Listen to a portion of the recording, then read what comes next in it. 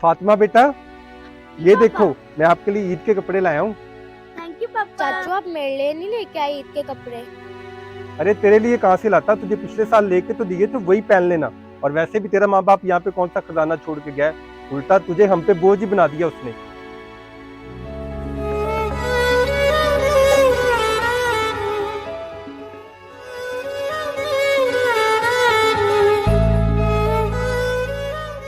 अल्लाह ताला मुझे मेरे मम्मा पापा वापस कर दे। मेरे चाचू मुझसे बिल्कुल भी प्यार नहीं करते और इस साल मेरे लिए ईद के कपड़े भी नहीं लेके आए।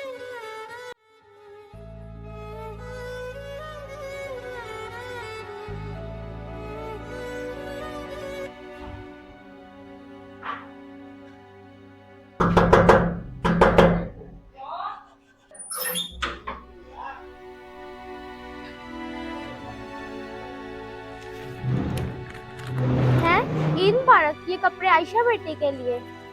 या अल्लाह तेरा शुक्र है।